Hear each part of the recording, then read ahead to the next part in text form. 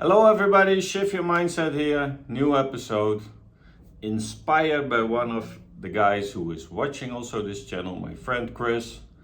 We were talking about things in life and also situations that happen, and often things happen because we get triggered inside. So what are the trigger words that upset us?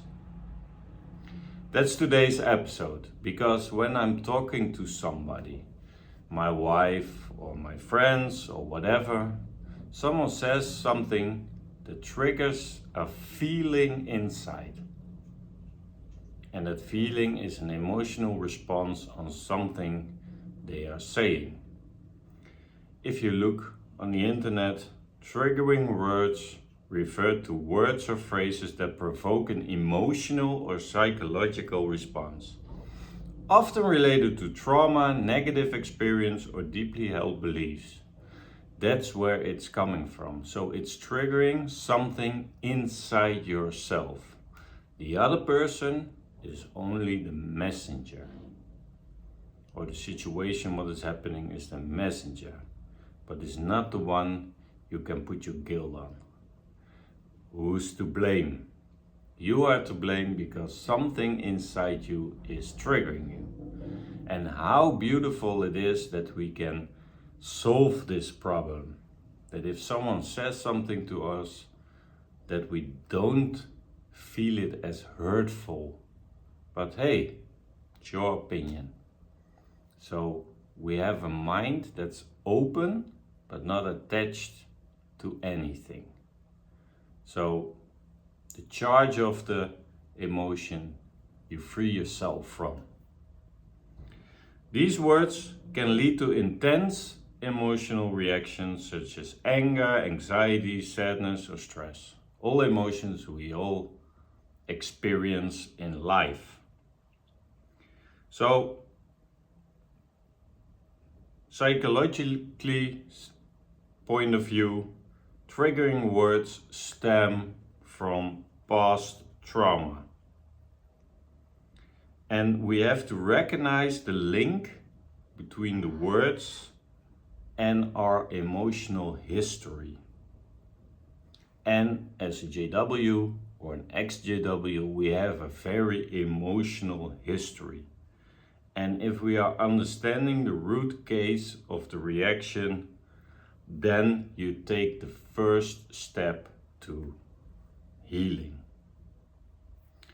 What are some of the triggering words?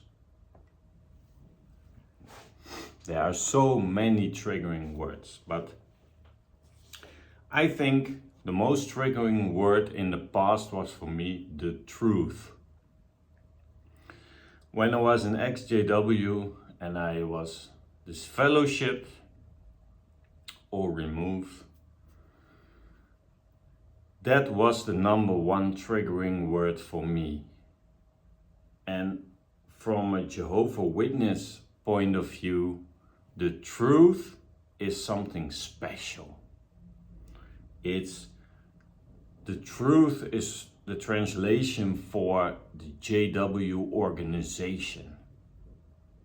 We have the truth. We are the only true religion. The rest of the world is doomed. The rest of the world is gonna die. We are special. We are the special people of Jehovah because we have the truth.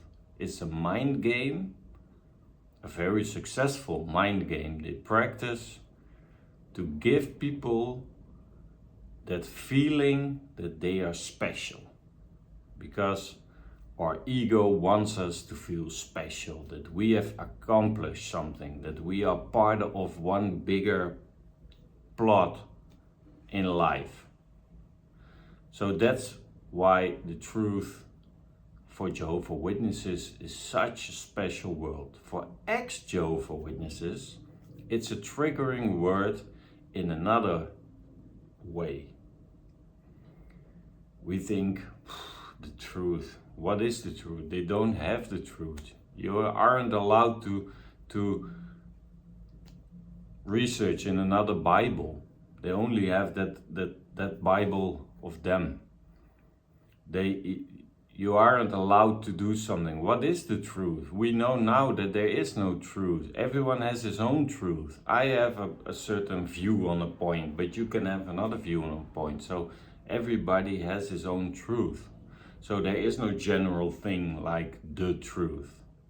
So it triggers another thing in us, maybe anger, instead of, oh, I'm feeling special because I'm one of the Jehovah's Witnesses. So that was the number one triggering word, I think. The second one I also didn't like as an ex-JW is the word encouragement. Because encouragement is for me emotional abuse. Because if you are not walking in line, you need encouragement from our great shepherds. The window washers on daytime and at night the shepherds of the flock. And we coming to your house to encourage you and to tell you what you can do better. Now as an ex-JW, I know you're already enough. Whatever you are doing or not doing, you're already enough. But there is no enough in the JW religion. You can always do more hours, you can always go preaching more in other territories, and you can always do more privileges. You can always do more with cleaning the Kingdom Hall. You have to do more to go to meetings, and you have to do more because you also can be a taxi driver for other JWs to conventions and stuff. You can always do more. You can do cleaning and security on a convention, more tasks. There's always room to do more. It's never enough. So if you miss meetings, they're coming to you to encourage you. But why didn't it feel like an encouragement to me and my wife at that time? It was always pointing fingers that I have to do more, that I have to take my responsibility as head of the family and blah blah blah. It's always more. And it's all a thing to get you back in line. Because you are wandering to the back, you're almost at the back door, so we have to sweep you back in line.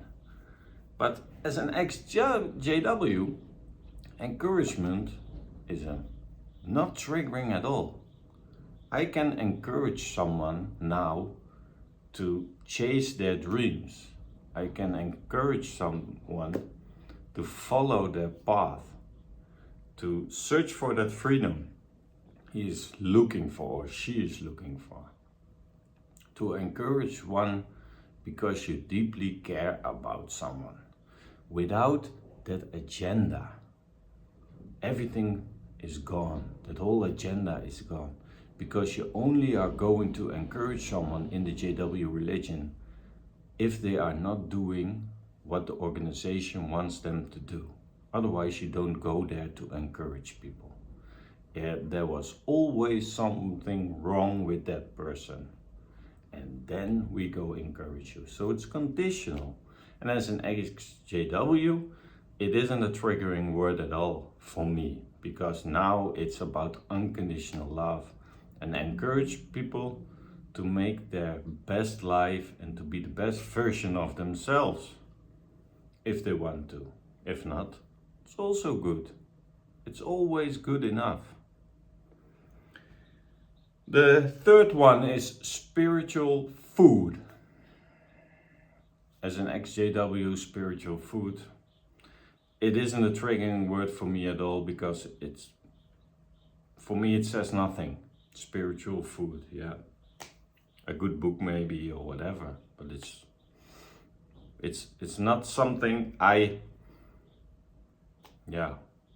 what defines me or whatever. But spiritual food as a JW, I see it now, it was just another word for propaganda. spiritual food, the broadcast, all the content by JWs. So spiritual food was just propaganda, just to make the Jehovah's Witness organization more important, and that you are keeping all those sheep back in line. Governing body approved seal on it. So yeah, that spiritual food directly from Jehovah. They always make a connection that they are replacing Jehovah as an earthly organization, so they make it more important, so there's more body to it, so people are waiting for new spiritual food. The classic one, worldly. As an ex-JW, a worldly person is for me a person who have seen a lot of the world, who have done a lot of things, who have traveled a lot of countries, who's a man or a woman of the world. They know what's going on everywhere. They are up to date.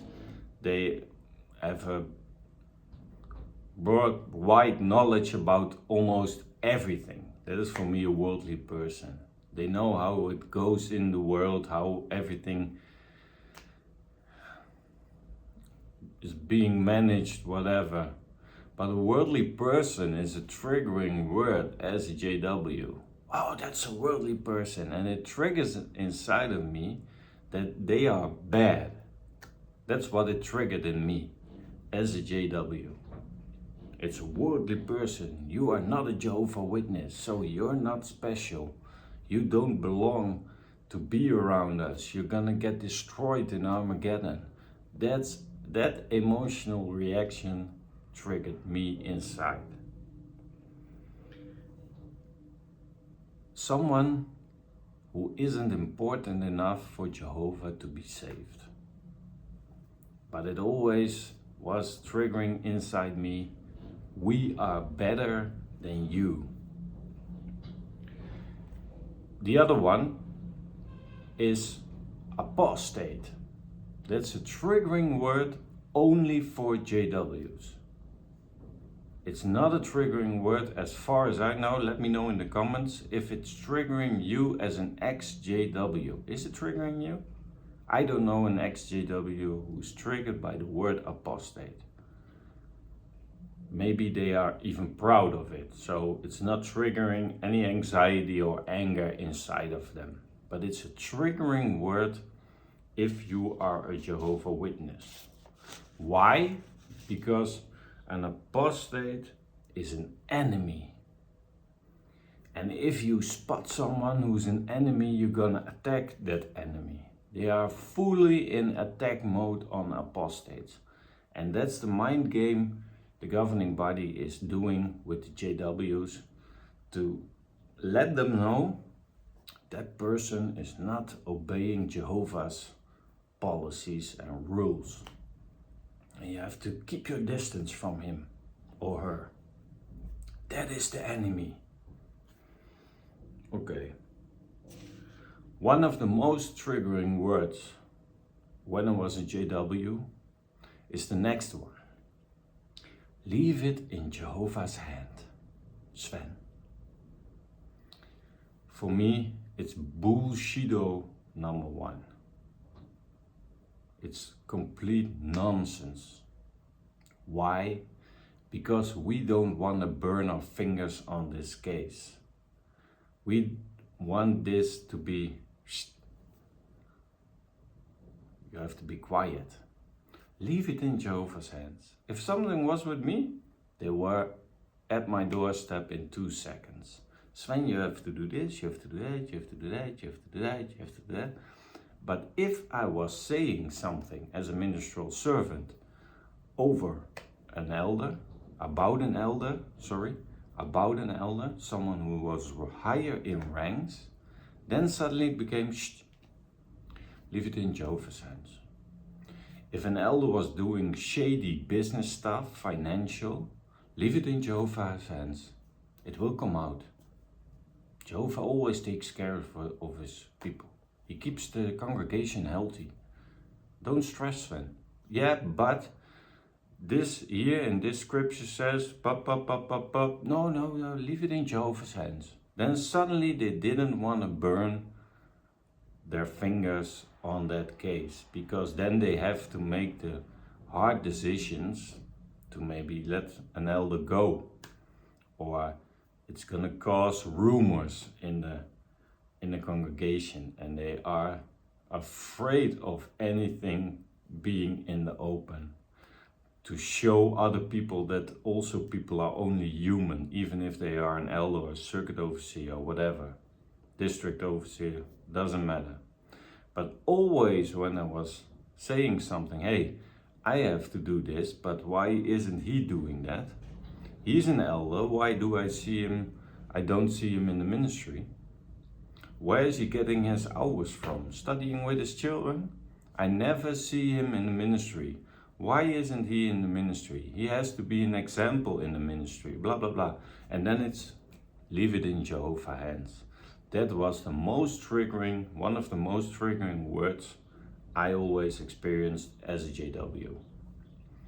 Now I don't care about that whole word, but in that time it was one of the most triggering things. Anger inside of me, justice, injustice.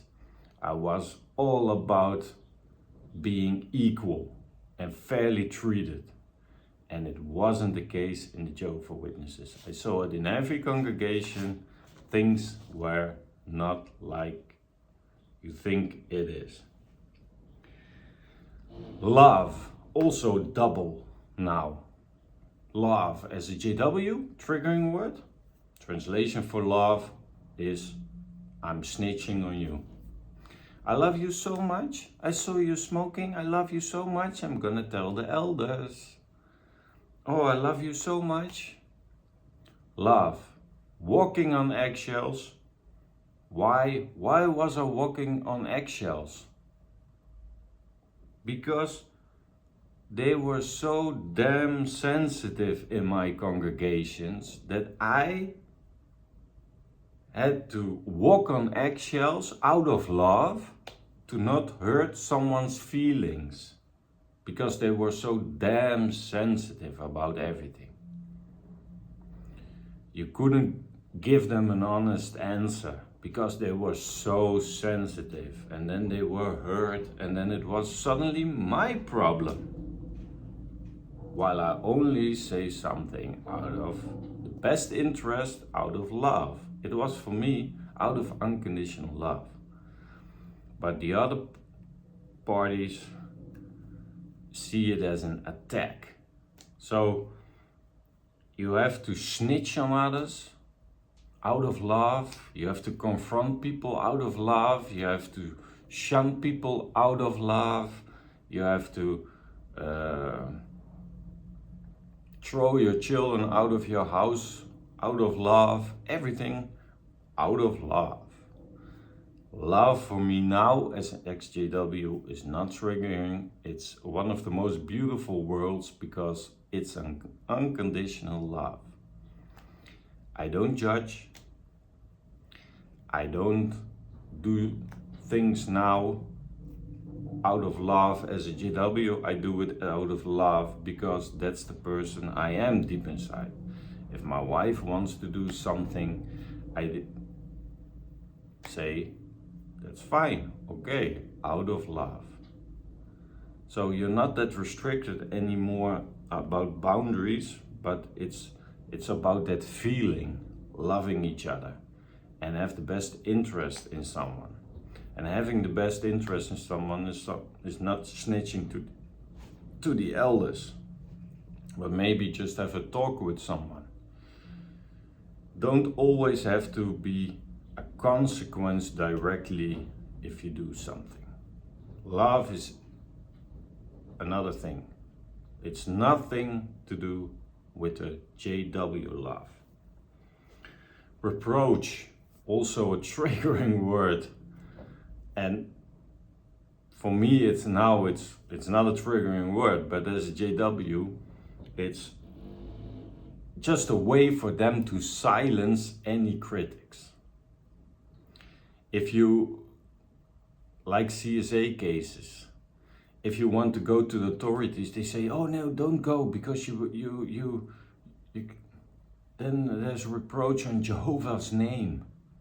Jehovah don't want to deal with predators and stuff like that. He's happy if you go to the police, but they said, no, then as an organization we have a reproach on our Jehovah's name, and then we get bad news and stuff like that. So yeah, we are brainwashing people, but we don't want to know that we are brainwashing people. So don't, no reproach on Jehovah's name.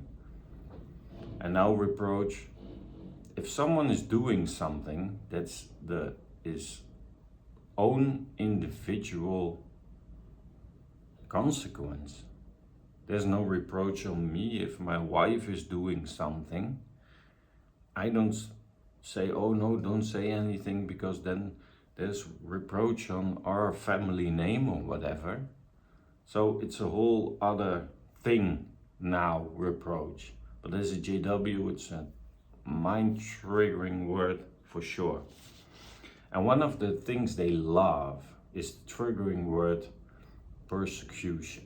I did a video about it, so I'm not gonna go into depth, but persecution is that JW feeling when someone agrees with your teaching, your policy, your rule, whatever.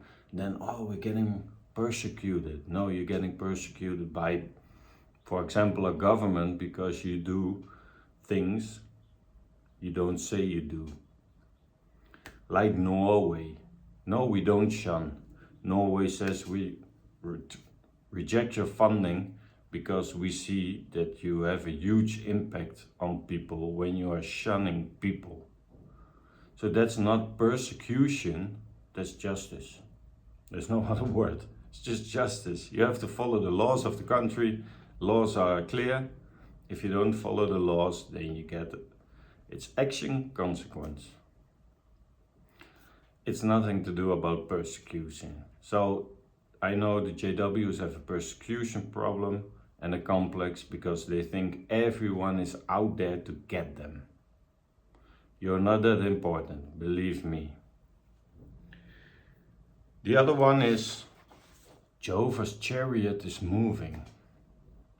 I always had trouble already as a child. I saw that golden thing or that flame thing in the, I don't know, was it Revelation book?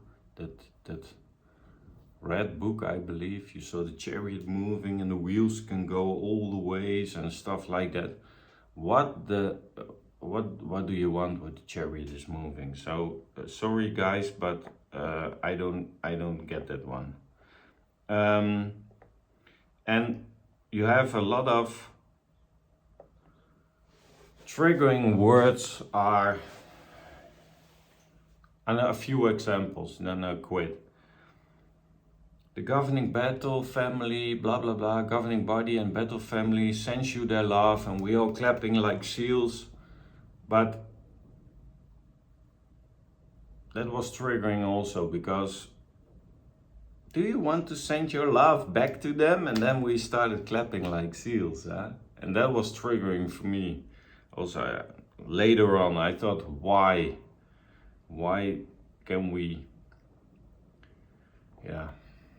why did we ever believe this? It's like, what also triggered me is miss you in service, miss you at the meetings, was also triggering me a lot of anger. So from, oh, you're watching me, you're controlling me where I go. Do you also want to go with me shopping or whatever, so you can control my whole day and what I'm doing? It's always feeling that they want to put some guilt on you. That was my trigger the most triggering thing for me as a JW was that they want to put guilt on my back, that I was not enough, doing not enough.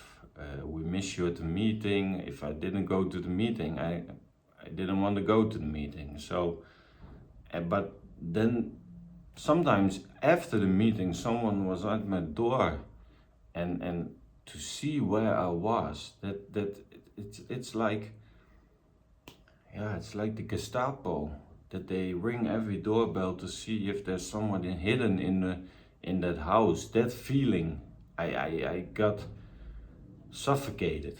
I got that suffocated feeling. So these are just some triggering words. Maybe you still have some triggering words if you are an ex-JW. That's normal, that's possible, but if you understand where it's coming from, then you are already in the first step of healing. Because if you can let that go, that past trauma or the negative experiences in your youth or in your history, your past history, then it's so much freeing yourself from that you feel fear or ashamed or anxiety or whatever. I didn't want people in the first place, I didn't want people to know that I was a Jehovah's Witness and I escaped the Jehovah's Witnesses. Till that time, I thought, hey, what I did was brave. Was a lot of courage needed in that time. You did a courageous thing. Why wouldn't you share that with people who are interested, who are listening to you? And immediately when I did that, I also experienced that people were compassionate with me, that they said, whoa, you have such a nice story to tell. You're an example for someone or whatever. And I didn't do it for being an example, but it gave me the strength and power to start and believe in myself.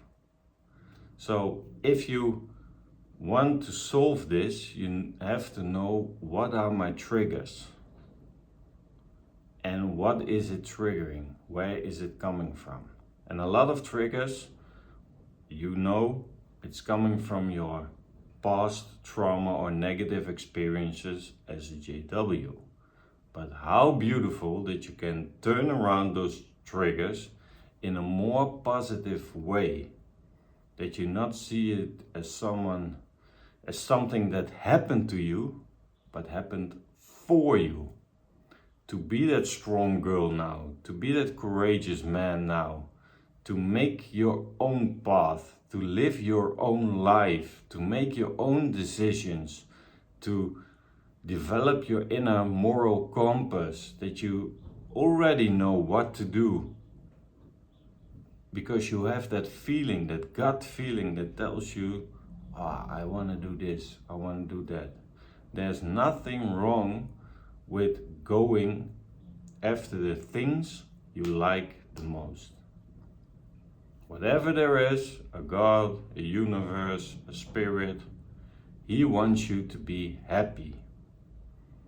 And of course, we already know we are not here to harm other people, but here to live our own life with other people, with real love, with real compassion, with joy.